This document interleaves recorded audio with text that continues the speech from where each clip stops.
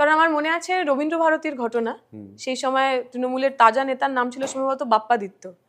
একটি মেয়ে তাকে দিনের বেলা ওই কলেজ ইউনিয়ন রুমের মধ্যে ঢুকিয়ে তার সাথে শ্লীলতাহানির চেষ্টা করেছিল, এবং তার কিছুদিন পর তৃণমূল ছাত্র মানে তৃণমূলের যারা ওই শিক্ষা কর্মী পরিষদ তারা ওকে বেস্ট স্টুডেন্ট অ্যাওয়ার্ড দিয়েছিল।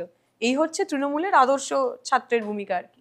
এবং এই স্টুডেন্টস ইউনিয়ন রুমগুলোকে একেবারে পৈতৃক সম্পত্তির মতো করে ব্যবহার করা, বেশিরভাগ জায়গায় যেখানে স্টুডেন্টস ইউনিয়ন রুমগুলো তৃণমূলের দখলে রয়েছে সেগুলো কিন্তু দখল করে নেওয়া।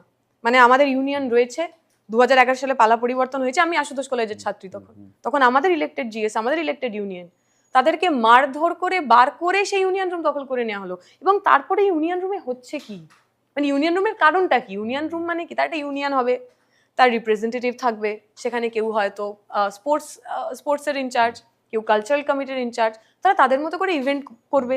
এই যে স্টুডেন্টস ইউনিয়ন, তাদের একটা যে বোর্ড অফ স্টাডিজ বা যে এক্সিকিউটিভ কমিটি, তাতে একটা রোল থাকবে, আমার পরীক্ষা কেমন হবে, ফি স্ট্রাকচার কেমন হবে, আমার কি কি সাবজেক্ট হতে পারে, ফলেই একটা ইন্টারভেনশন থাকবে, তো একটা যোগাযোগ থাকবে।